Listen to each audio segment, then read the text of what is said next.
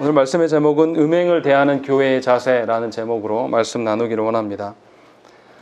이제 고린도전서 5장부터는요, 고린도 교회의 실제적인 사건이 일어난 것들에 대해서 하나하나씩 바울 선생이 권면하는 말씀입니다. 5장에서는 교회 안에 있는 그 음행의 문제를 이야기를 하고 있고, 6장에서는 교회 안의 소송의 문제를 다루고 있습니다. 그리고 또 7장에서는 결혼에 대해서, 8장에서는 우상 숭배에 그 바쳐진 재물, 그 재물을 어떻게 할 것인가에 대한 문제를 다뤄 나가고 있습니다. 그래서 오늘 본문에서 교회가 이 죄의 문제를 어떻게 다뤄야 하는가, 이것을 이제 설명해 주고 있습니다. 바울은 고린도 성도들에게 편지를 하고 있습니다. 그리고 이 편지의 내용은 고린도 성도들 가운데 음행의 일이 있다라고 말하는 것이죠. 어떤 자가 자기 아버지의 아내를 취한 것입니다. 여기서 취하였다라는 것은 결혼했다라는 의미가 아닙니다. 결혼했다는 의미가 아니라 지속적으로 성관계를 하고 있다, 이것을 말하고 있는 것이죠. 이거 근친상간이에요.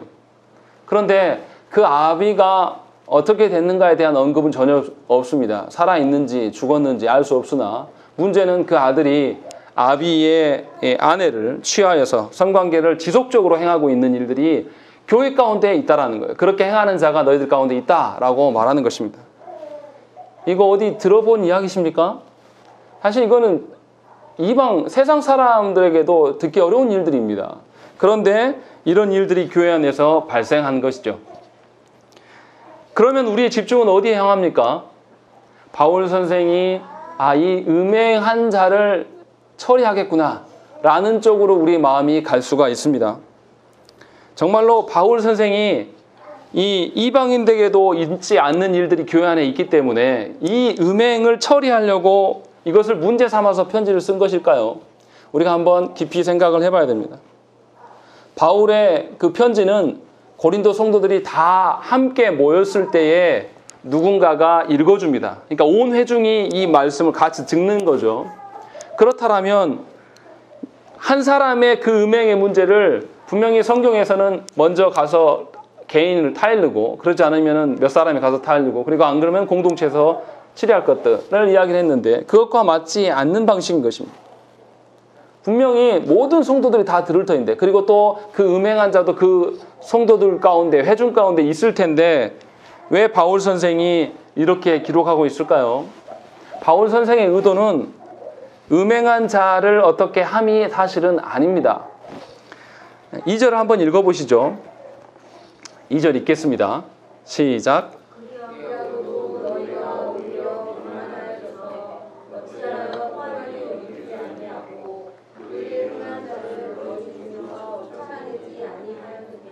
예, 2절을 보시면 바울은 음행한 자에 대해서 직접적으로 꾸짖는 것은 언급되지 않습니다. 오히려 음행한 자가 공동체 가운데 생겨났음에 대해서 공동체 전체가 통한이 여기지 않는 것, 이것을 언급하고 있는 것입니다. 왜 너희들 가운데 범죄함이 드러났는데 왜 공동체 전체가 통한이 여기지 않느냐라는 것을 이야기하고 있는 것입니다. 바울의 초점은 개인에게 있는 게 아니라 공동체 전체에게 향해 있는 것이죠. 여기서 통한이 여긴다라는 그 의미는 무엇입니까? 자신과 공동체 안에 어떤 죄악의 문제로 인하여서 참된 회개와 관련된 그 영혼의 아픔, 영혼의 그 비통함을 느끼는 것을 통한이 여긴다라고 말하는 것이죠. 예를 들면 이런 거죠. 어떤 사랑하는 사람이 죄로 말미암아 죽게 되었어요. 하나님 앞에 벌을 받아야 될 상황에 놓여 있다는 거죠. 그때 느끼는 슬픔, 고통, 괴로움, 이런 것들을 이제 말하는 것입니다. 그러니까 고린도 성도들은 누군가 교회 구성원 중에 어떤 자가 근친상간의 죄를 저지름에 대해서 자신의 일로 여기며 그가 죽게 될 것들로 인하여서 아파하고 괴로워해야 된다는 것이죠. 그런데 이들이 전혀 통한이 여기지 않아요. 그렇게 범죄한 자들을 향하여서 그냥 눈 감아주고 아무렇지도 않은 척 그 범죄한 일들을 방치하면서 함께 그냥 살아가고 있다는 것입니다. 왜 이렇게 하고 있는 것일까라는 것을 한번 생각을 해봐야 돼요. 이 공동체의 그 범죄한 자가 분명히 죽게 될 것이에요. 이 죽는다는 의미가 무엇입니까? 6절을 보시면 너희가 자랑하는 것이 옳지 아니하도다. 적은 누룩이 온 덩어리에 퍼지는 것을 알지 못하느냐라고 말하고 있는 것입니다. 무슨 말이냐면 이 공동체 가운데 타락한 자의 그 타락으로 말미암아 공동체 전체의 훼손이 강해질 수 있는 것을 이야기하고 있는 것입니다. 그리고 이 공동체에서 죽음을 이룬다는 것은 하나님과의 그 단절됨을 말하는 것이지 육체적인 죽음을 말하고 있는 것은 절대 아니에요. 왜냐하면 9절 봐보세요. 9절 보시면 내가 너에게 쓴 편지에 음행하는 자들을 사귀지 말라 하였거니와 라고 되어 있습니다.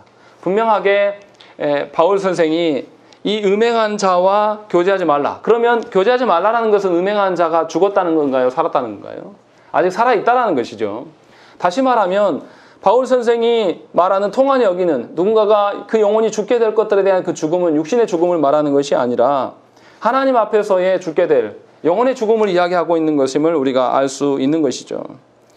그래서 근친상간을 그 저지른 자가 회개하지 않고 버젓이 공동체에 있음에도 불구하고 그 죄에 대해서 통회하는 자가 없는 이 실상, 이것에 대해서 바울 선생이 지금 지적하고 있는 것입니다. 너희들은 형제가 죽어 낮아빠지고 형제가 잃어버릴 상황에 있음에도 전혀 놀라지 않는구나 라고 말하고 있는 것입니다. 마치 한국교회의 상황과 똑같습니다. 한국교회의 교회 주인이 목사인 것처럼 목사에게 세습하는 일들이 버젓이 거대한 교단 안에서 자행되고 있어도 우리는 아무도 아파하지 않아요. 그것이 남의 일로 여기면서 우리 교회는 그렇지 않으니까 괜찮다라는 방식으로 서 있는 이것에 대해서 지금 지적하고 있는 것과 동일하다는 것입니다. 분명하게 공동체는 하나님 앞에서 한 거룩을 띈 공동체인 것이고 성령 하나님께서 하나 되게 하시는 공동체라는 것이죠. 그러한데도 불구하고 공동체가 공동체 안에 범죄한 자가 있음에 대해서 그냥 묵인하고 있는 것입니다. 또 3절을 봐보십시오. 3절 우리 읽겠습니다. 시작.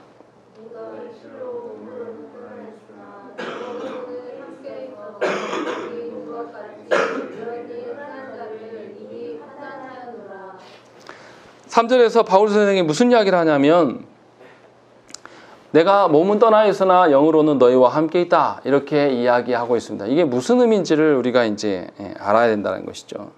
바울 선생이 지금 무슨 근거로 지금 이런 이야기를 하고 있는가? 우리가 한번 생각을 해보십시오. 앞에서 바울 선생은 성도가 뭐냐, 교회가 뭐냐를 먼저 이야기할 때 예수 그리스도께서 십자가에 못 박혀 죽으심으로 말미암아 우리가 성도가 되었다라고 밝혔습니다. 그렇게 했기 때문에 성도 중에 누구 하나가 범죄함으로 말미암아 그리스도께서 성도 되게 하신 그 자리를 이탈하는 일들은 굉장히 큰 일이에요. 그리스도의 십자가 사건을 우습게 여기는 것이고 우습게 여기는 그 사람만 문제가 있는 것이 아니라 그리스도의 십자가 사건을 우습게 여기는 것을 다른 사람들도 함께 보고 있으면서도 방관하고 있는 것입니다. 놀라는 일로 여기지 않아요. 그들이 그리스도의 십자가로 말미암아서 하나님의 자녀가 되었어요. 이것은 놀라운 하나님의 은혜입니다. 우리의 공로가 전혀 포함되지 않는 순전히 하나님의 어떠하심 속에 우리가 하나님의 자녀가 되었단 말이에요. 그런데 그런 우리들 중에 한 일원이 범죄함으로 말미암아서 십자가로부터 탈선하게 되는 그런 상황이 있으면 당연히 하나님의 이름이 땅에 떨어지고 예수 그리스도의 십자가 사건을 우습게 여기는 꼴에 대해서 우리는 분노하거나 어떤 반응들이 있어야 된다는 것이죠. 그런데 그런 일들이 일어나지 않고 있다는 것이죠. 2절에서 도리어 무슨 이야기합니까? 그러하고도 너희가 오히려 교만하여졌다라고 이야기하는 것이죠. 그리스도의 십자가가 땅에 내던져지고 예수 그리스도의 삼위 하나님의 이름이 땅바닥에서 기취급을 당하고 있음에도 불구하고 어느 누구 하나도 그것에 반응하지 않고 도리어 교만한 작태를 드러내고 있다라고 말하고 있는 것입니다. 분명히 예수 그리스도께서 십자가에서 죽으시고 부활하셔서 또 성령 하나님께서 우리 가운데 내주해 주심으로 말미암아 교회되게 하셨어요. 우리는 그렇게 교회의 일원이 되었습니다. 또 고린도 성도들도 마찬가지라는 것이죠. 그런데 고린도 성도들은 성령 하나님의 일하심을 전혀 의식하지 않아요. 다시 말하면 성령 하나님을 의식하지 않는 자가 과연 성도일 수 있겠는가? 이것을 묻고 있는 것입니다. 그래서 3절에서 바울 선생이 지금 이야기하는 것은 뭐냐면 몸을 떠나 있으나 영으로는 함께 있다. 이 말은 뭐냐면 너희를 인도하시는 분도 성령 하나님이시고 나를 인도하시는 분도 성령 하나님이시기에 우리는 육신적으로는 떠나 있으나 성령 하나님 안에서 한 방향으로 함께 걸어가는, 함께 가는 지체들이다. 이 이야기를 하고 있는 것이에요. 그래서 바울 자신이 성령의 인도하신 바대로 걸어가기 때문에 같은 하나님 나라를 소망하고 있고 너희 역시 그런 존재들 아니냐라고 이야기를 하고 있는 것이죠. 다시 말하면 성령 하나님께서 인도하심에서 탈선하여 떠나는 것에 대해서 놀라는 거예요. 바울 선생은 정말 이 일이 있을 수 없는 일이다 하면서 놀라고 있는 것인데, 놀랍게도 고린도 성도들은 그러한 일들이 교회 안에 있음에도 불구하고 어떠한 권면도 어떠한 조치도 취하지 않고 있는 것이죠. 그냥 그대로 내버려 두고 있는 상황, 이것을 이야기하고 있는 것입니다. 성령께서 우리를 교회되게 하셨어요. 삼위 하나님께서 우리를 성도 되게 하셨단 말이에요. 그런데 우리는 그 성도됨에 대해서 너무나 가치 없게 여기는 것이죠. 틈만 나면 우리가 원하는 방식대로 살아가기를 원하고, 하나님께 예배함도 정말로 우리의 정성과 온 힘을 다해서 하나님께 드리는 것이 아니라 그냥 그렇게 우리가 해왔던 방식대로 아무런 준비 없이 하나님께 나아가도 괜찮다. 왜 그렇게 생각합니까? 하나님의 구원하심의 가치를 전혀 인지하지 못하기 때문에 그럴 수밖에 없다는 거예요. 다시 말하면 삼위 하나님의 구원의 그 기쁨과 삼위 하나님의 구원의 어떠하심을 모르는 자가 어떻게 구원받았다고 말할 수 있겠습니까? 이런 거예요. 비행기를 타본 사람이 비행기 타면 어떤 기분인지 말하지 못한다는 게 말이 됩니까? 저희 어렸을 때 아이들하고 수영장을 데리고 간 적이 있어요. 근데 그때 너무 좋았나 봐요. 그래서 아이들이 그 수영장 이야기를 계속 합니다. 아주 어렸을 때 갔는데도. 왜요? 그 경험이 있기 때문에. 삼위 하나님으로 말미암아 구원받으심을 우리가 경험했다라면 당연히 삼위 하나님의 이름이 훼손되는 일에 대해서 극렬하게 반응하는 것이 일어나야 돼요. 이것이 너무나 정상적이라는 것이죠. 그 교회가 바울과 떠나 있을지라도, 바울이 다른 곳에서 복음을 전하고 있을지라도 장소와 시간이 달라도 동일한 반응이 일어나야 되는 것이 성도라는 거예요. 성령님의 인도하심을 받는 공동체라는 것입니다. 그런데 그들이 그렇게 행하지 않는 것은 바울이 볼 때는 그들이 교만하다라고 말하고 있는 것입니다. 성도는 삼위 하나님의 거룩하심으로 말미암아서, 삼위 하나님께서 거룩해 해주심으로 말미암아서 하나님 나라를 소망할 수 있게 되었습니다.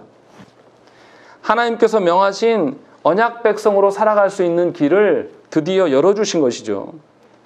그렇기 때문에 삼위 하나님께서 말씀하시는 그 언약의 기준보다 더 가치 있는 것은 성도 안에 있어서는 안 되고 있을 수도 없는 것이죠. 그런데도 불구하고 성도들 가운데 삼위 하나님의 가치가 아닌 세상의 가치, 하나님이 아닌 어떤 다른 것들을 우선순위로 두는 것은 삼위 하나님보다 자신의 판단과 자신의 가치의 존중을 더 높이고 있다는 것이죠. 한마디로 교만한 것입니다.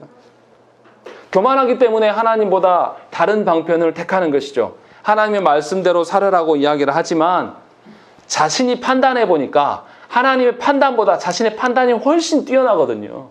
그래서 그 말씀대로 안 사는 거예요.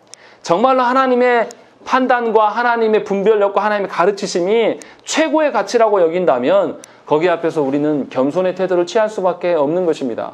그리고 하나님께서 말씀하시는 그 가치가 훼손되는 일에 대해서 놀라고 난리 날 일이 되는 거예요. 만약에 여러분들 안에 여러분들의 예금 계좌에가 뭔가 문제가 생겼어요. 예를 들어서 뉴스에 농협 전산망이 뭔가 해킹당해서 난리가 났다. 그럼 여러분 어떻게 하시겠습니까? 아무 일 없었던 것처럼 내일 다시 그냥 평안하게 살아가는 그럴 사람이 어디 있겠습니까? 계좌에 얼마 들어있는지는 모르겠으나 그것에 잠깐만 문제가 있어도 농협을 방문해서 확인하고 내 것은 괜찮은지 확인하는 것이 우리들이에요. 그런데 놀라운 것은 죄로 말미암아 타락한 일들이 우리 형제들 가운데, 우리 지체들 가운데 있음에 대해서 우리는 놀라지 않는 거예요. 그냥 방치합니다. 그러니까 한국교회가 이럴 수밖에 없는 거예요. 타락함에 대해서 전혀 관여하지 않는 거예요. 오히려 그것을 방치하고 내버려 두는 것입니다. 바울 선생은 지금 고린도 성도들에게 지금 이 말을 하고 있는 거예요. 어떤 개인의 문제를 들춰내서 그 사람을 우스갯거리로 만들고 그 사람을 교회의 권세로 치리해서 뭔가를 하려고 하는 그런 의지가 아니라 그 범죄함에 대해서 같은 교회된 성도들이 아파하지 않는다는 것이죠. 이런 방식으로 그들이 서 있음, 그것이 바로 교만인 것을 이야기하고 있는 것입니다. 이처럼 하나님께서 멀어지는 것은 우리가 볼 때 아주 작은 일들에서 시작됩니다. 우리가 볼 때에는 아무것도 아닌 것처럼 보여지는 일들, 우리가 살아가는 데 있어서 하나님의 기준보다 내 기준대로 해도 될 것처럼 보여지는 그런 부분들을 한 가지, 두 가지 열어놓기 시작합니다. 그것이 바로 교만이에요. 그러한 교만의 일들을 우리에게 계속 조금씩 열어놓기 시작해요. 그래서 어떻습니까? 그 교만이 점점 쌓이면 나중에 어떻게 되죠?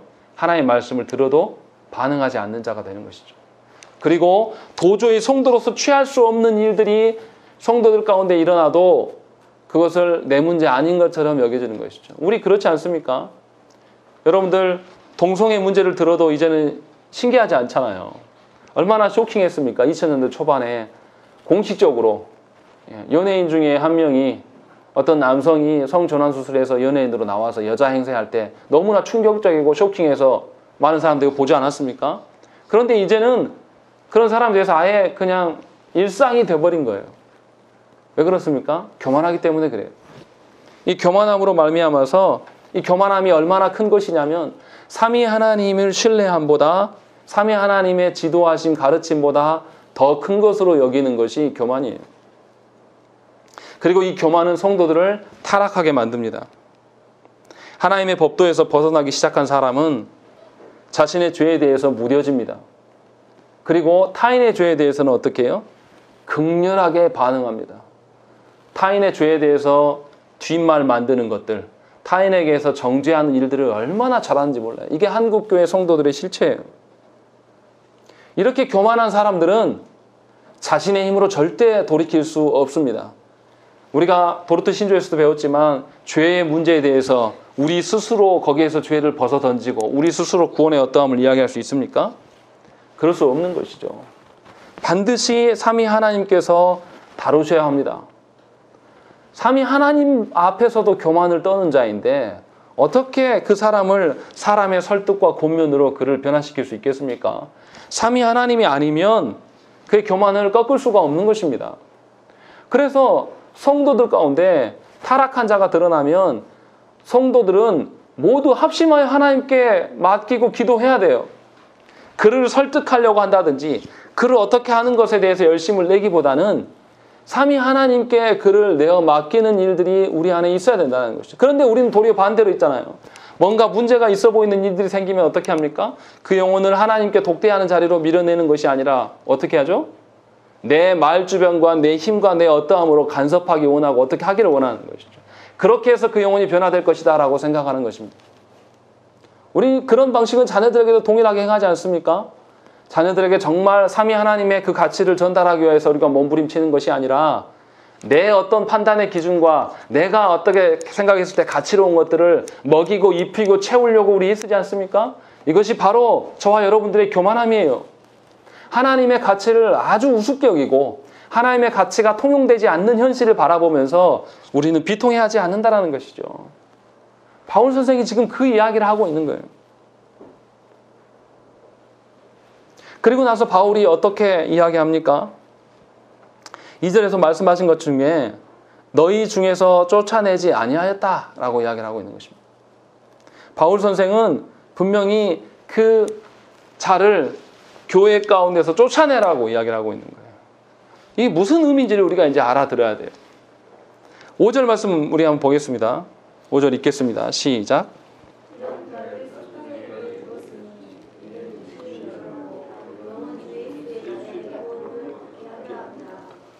예, 여기서 이해가 안 되는 게 뭐냐면 이런 자를 사탄에게 내주어서 육신은 멸하고 영은 구원받게 하겠다.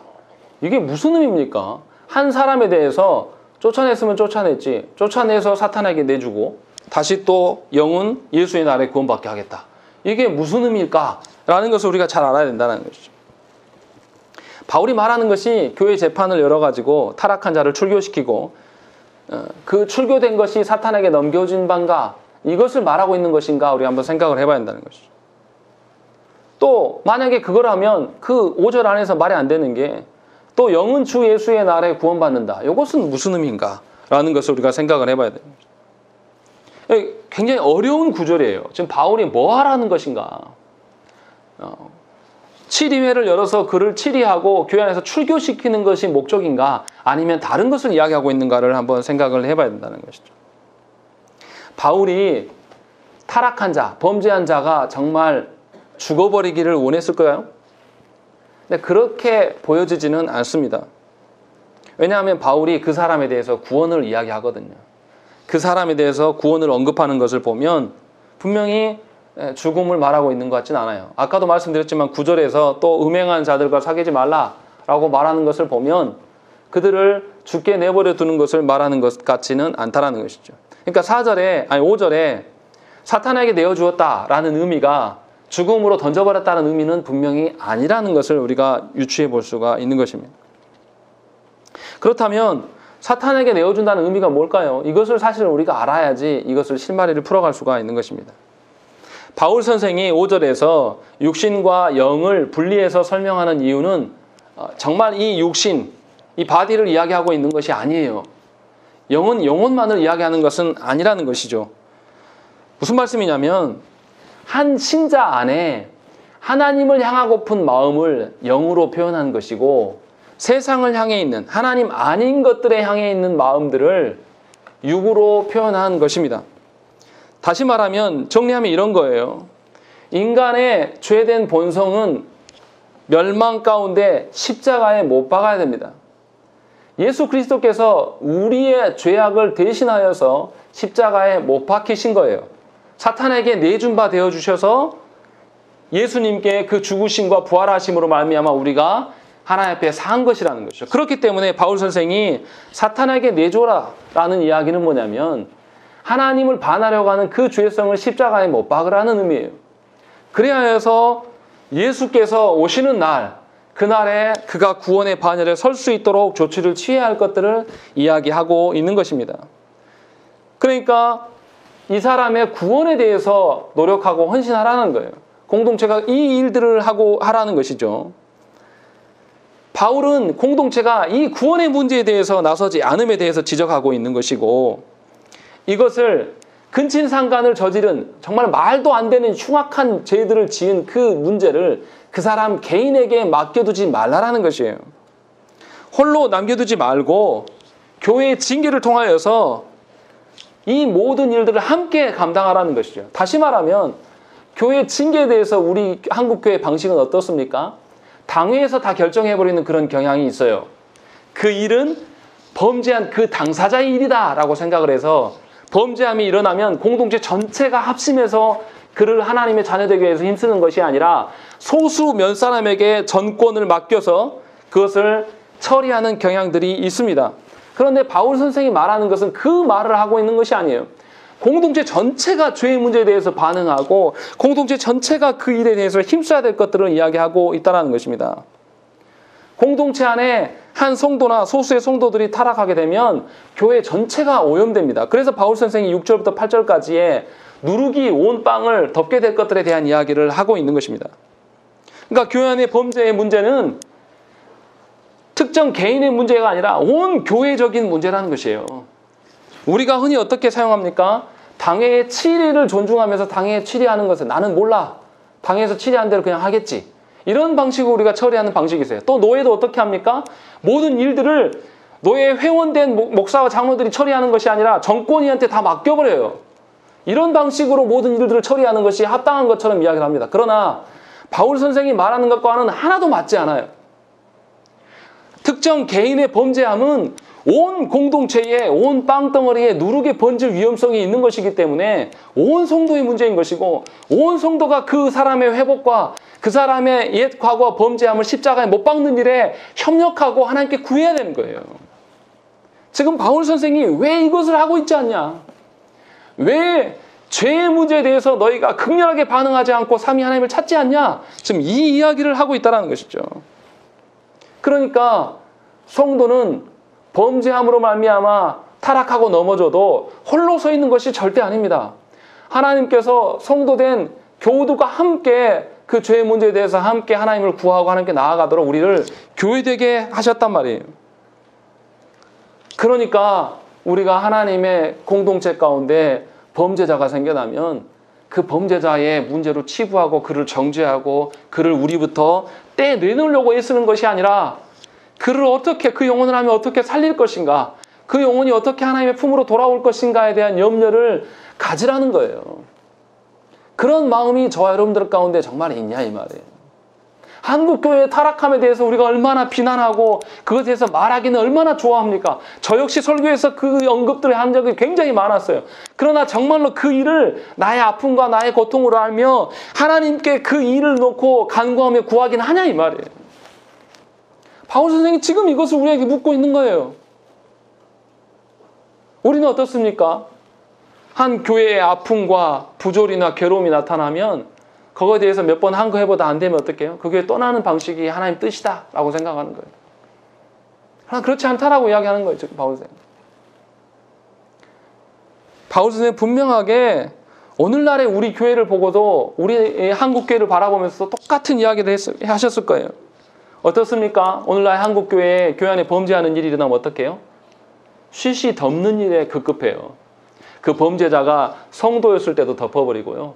중직자에도 덮습니다. 심지어 목사의 일도 공개적으로 헌법이라는 그 가증스러운 도구를 활용해서 덮어버립니다. 법적으로 이제 더 이상 범죄가 아니다라고 선언해주면 끝나버리는 거예요. 그래서 대형교회 목사들이 자신의 자본력과 자신의 사람들의 인맥을 동원하여서 노회와 총회를 열어서 거기에서 무죄 선언하면 끝나는 거예요. 그래서 그 조항을 다 하는 거 아닙니까? 자신들이 뭔데 하나님의 교회를 주인으로 하면서 세습하는 일을 합법이라고 해줄 수 있어요. 하나님은 어디 가시고 거기에서 자신들이 다시는 이것을 언급할 수 없다는 조항을 누구 마음대로 달아놓냐 이 말이에요. 하나님을 향한 극렬한 교만이에요. 하나님을 향한 극한 교만으로 그들이 서 있는 거예요. 그들이 어떻게 지도자이고 목자입니까? 그들만 비난할 것이 아니라 우리는 어떻습니까?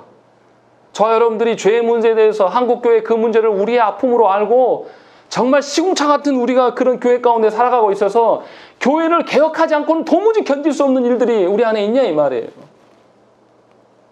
어제 검찰 개혁을 위해서 시민들이 100만 명 넘게 그 검찰청 앞에 모였다고 그래요. 기독교인들은 뭐 하는 거예요? 검찰 개혁을 위해서 외치라는 게 아닙니다. 저 여러분들이 한국교회에 무너져가고 있는 일에 대해서 정말 통한이 여기며 아파하고 있냐 이 말이에요. 다 남의 일이죠. 나와 상관없는 일, 나는 몰랐다고 그냥 치부해버리는 이것이 우리의 모습이 아닌가 돌아보셔야 된다는 것이죠. 바울 선생은 교회됨이 무엇인지를 우리에게 지금 계속 이야기를 하고 있는 것입니다. 그런 관점으로 봤을 때 여러분들의 돌아오지 않는 자녀들을 방치하는 것 하나님이 얼마나 아파하시겠습니까?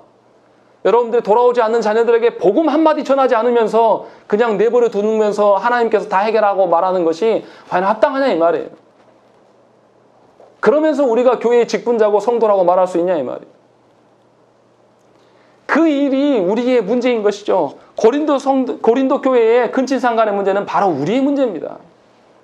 그때 당시의 문제가 아니라 바로 우리의 문제임을 분명히 아셔야 된다는 것이죠.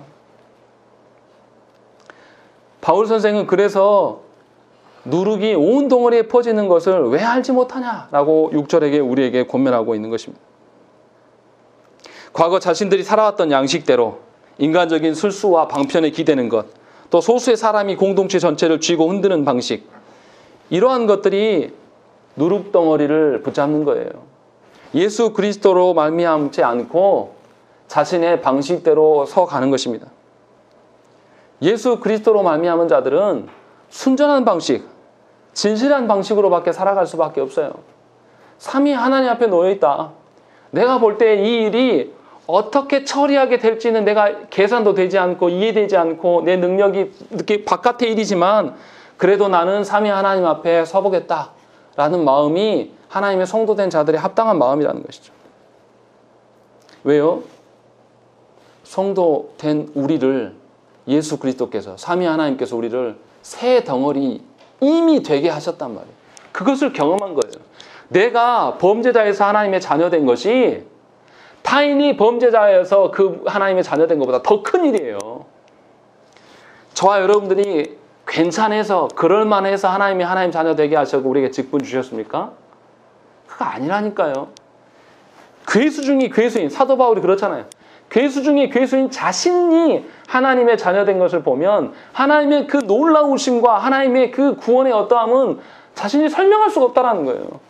그렇기 때문에 타인의 문제도 내가 볼 때 인간적으로 계산되어지지 않는 문제라 할지라도 분명히 이것은 하나님 하실 수 있다라는 그런 믿음이 그 안에 있었다라는 것이죠. 그래서 바울 선생이 누룩에 대한 이야기를 하면서 우리가 새 덩어리임을 자각해 주고 있는 것입니다. 그리고 9절부터 13절 말씀에서는 바울 선생이 말해왔던 바에 대해서 오해되는 것을 풀어주고 있어요. 데살로니가후서 3장 14절 말씀에 뭐라고 되어 있냐면 누가 이 편지에 한 우리 말을 순종하지 아니하거든 그 사람을 지목하여 사귀지 말고 그러하여금 부끄럽게 하라 라고 되어 있습니다. 바울 선생이 뭔가 말씀대로 살지 않는 자들을 향해서 교제를 금지하라고 이미 이 고린도전서를 쓰기 전에 서신으로 썼던 내용이 나타납니다. 그래서 교만한 자들은 어떻게 합니까? 바울의 원래의 의도를 파괴하려고 하는 거죠. 원래의 의도를 파괴해서 살짝 바꿔요. 그래서 뭐라고 하냐면 그거 봐라. 바울은 분리주의자야. 바울은 누군가 문제가 생기면 다 끊어내고 쫓아내야 된다. 이런 방식으로 권면한다라고 하면서 바울의 권위를 무너뜨리는데 활용하는 자들이 고린도 성도들 안에 있었다라는 것이죠. 지금 한국 사회에서 법무부 장관을 놓고 벌어지는 일도 똑같은 것이죠. 어떤 문제에 대해서 근거는 제시하지 않아요. 증거는 하나도 없지만 그냥 그래 보인다라는 것으로 언론 말쟁이들이 이 한국의 땅을 농락하고 있는 것입니다. 그런 방식으로 서는 것에 대해서 바울 선생이 지금 지적하고 있는 거예요. 분명히 바울은 분리주의자가 아니었습니다. 3장 15절 말씀, 데살로니가서 바로 그 다음 절에 뭐라고 되어 있냐면 그러나 원수와 같이 생각하지 말고 형제같이 권면하라. 바로 이어지는 말씀이 이렇게 되어 있다는 것이죠. 무슨 말씀입니까? 지금 바울 선생이 누군가가 범죄하게 돼서 그 범죄된 자가 있으면 그와 교제하는 것을 금하라는 것은 그를 살리기 위한 방식으로서 말하는 것이지 절대 그를 교회 바깥으로 쫓아내고 아예 그들과 단절하라는 의미가 아니라는 것이에요.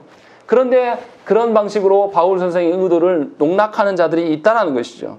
그래서 11절 말씀 보시면 이제 내가 너에게 쓴 것은 만일 어떤 형제라 일컫는 자가 음행하거나 탐욕을 부리거나 우상숭배를 하거나 모욕하거나 술 취하거나 속여 빼앗거든 사귀지도 말고 그런 자와는 함께 먹지도 말라 함이라.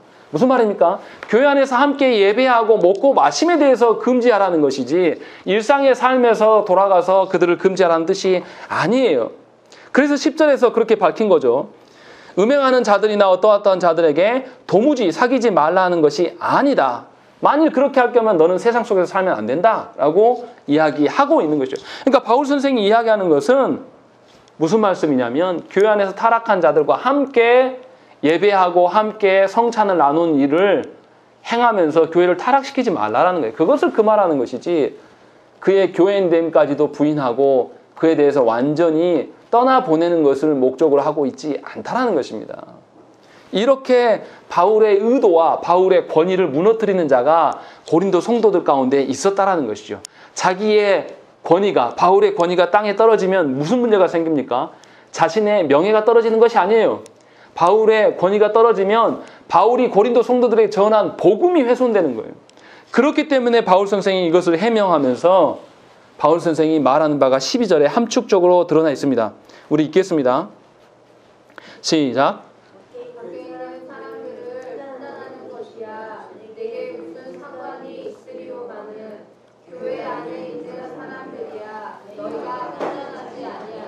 예, 바울은 분명하게 말하고 있는 것입니다.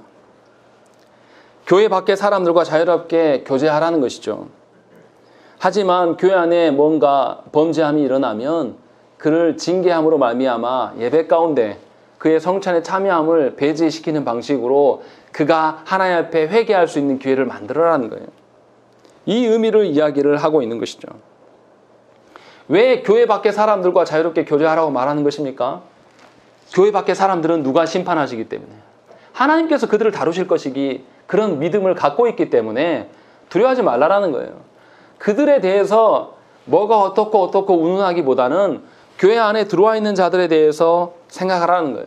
바울의 관점을 다시 정리해서 말하면 이런 것이죠. 성도된 우리에게 세상 안에서 살아가야 되지만 세상에 완전히 젖어서 세상 사람처럼 살아가지는 말라라고 이야기를 하고 있는 것입니다.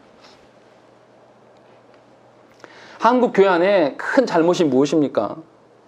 무슨 범죄가 일어나면 그 범죄한 그 사람에게만 집중하는 경향이 있습니다.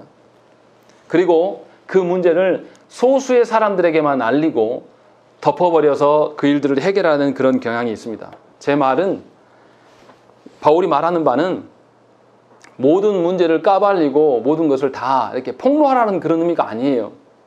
이미 고린도 성도들 가운데 근친상간을 하고 있는 일은 다 알고 있는 일입니다.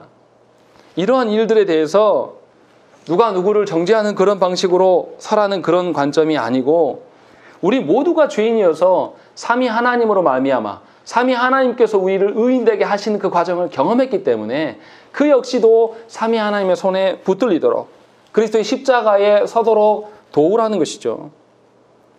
그래서 이런 방식으로 죄를 대하는 방식, 세상 사람들 어떠합니까? 죄의 문제가 일어나면 범죄자만 처벌하는 방식으로서 그것을 대해요. 그러나 교회 공동체는 범죄가 일어나면 그 범죄에 대해서 모두가 삼위 하나님께 맡기는 방식으로 협력하라는, 분명히 세상과는 구별된 방식으로 살아가라고 지금 바울 선생이 이야기를 하고 있는 것입니다. 교회 개혁의 열쇠는 어디에 있습니까? 우리에게 있는 것이 아닙니다. 삼위 하나님께 달려 있는 것이죠. 삼위 하나님의 역사하심으로 말미암아서 성도된 우리들은 삼위 하나님의 말씀에 죽고 살아야 되는 자들이에요. 삼위 하나님의 말씀하심에 엄격해져야 돼요. 그러니까 삼위 하나님의 말씀을 벗어나는 이 죄 문제에 대해서도 분명히 모든 공동체가 함께 반응해야 된다는 것입니다. 그래서 과거에 죄악된 삶에서 속히 벗어날 수 있도록 우리가 애쓰며 힘써야 된다는 것이죠. 그 영혼을 정말 사랑해서 삼위 하나님께서 나를 사랑해 주신 것처럼 그 사랑의 방식으로 그 문제에 다가서라는 것이죠. 세상처럼 그를 정죄하고 그에게 분노하고 그를 어떻게 닥달하는 그런 방식이 아니라 그를 하나님 앞에 서도록 밀어내는 그런 방식으로 그를 사랑하라고 하나님께서 말씀하고 있는 것입니다. 왜 그렇습니까? 마지막 심판의 날에 누가 심판하시기 때문에요? 우리나 믿지 않는 세상에 있는 사람들이나 모두 다 삼위 하나님께서 심판하시기 때문에 그렇게 하라고 말씀하고 있는 것입니다. 그러니까 영혼을 사랑하면 뭐죠? 영혼을 사랑하면 그 영혼이 누구를 보게 하는 것? 삼위 하나님께 나아가게 하는 것. 삼위 하나님을 보게 하는 것이 영혼을 사랑하는 것이에요. 그의 영혼이 그 영혼을 사랑한다고 이야기하면서 그가 마음이 조금 상할까 봐, 그가 마음이 좀 어려워질까 봐, 내가 부모로서 그 자녀에게 내가 뭐 좀 못해줘서, 육신에 먹는 거, 쓰는 거, 입는 거 좀 못해줘서 안타까워하는 그런 어리석은 사랑은 이제 그만두셔야 된다는 것이. 정말 하나님 앞에 그 영혼이 사랑하는 것은 그 영혼을 하나님께 밀쳐내는 거예요. 우리의 방식과 우리의 미련한 방법대로 내 손에 의지해서 내 판단으로 해가는 것이 아니라 하나님의 것을 그에게 전달하는 것입니다. 뭘 전달해야 되겠습니까? 내가 나 같은 사람도 하나님이 나를 구원하셔서 내가 예수 믿고 사는 거 아니냐. 그 예수 믿고 사는 기쁨을 그에게 보이는 거예요. 삼위 하나님의 말씀에 극렬하게 반응하는 삶을 우리가 살아내는 거죠. 그것이 영혼을 사랑하는 방식이고 그것이 하나님의 성도된 자들임을 우리가 기억해야 된다는 것입니다. 바울 선생은 어떤 음행의 문제를 분명히 교만과 결부시키고 있습니다. 저와 여러분들이 하나님 앞에 얼마나 교만한 자들인가를 돌아보셔야 돼요.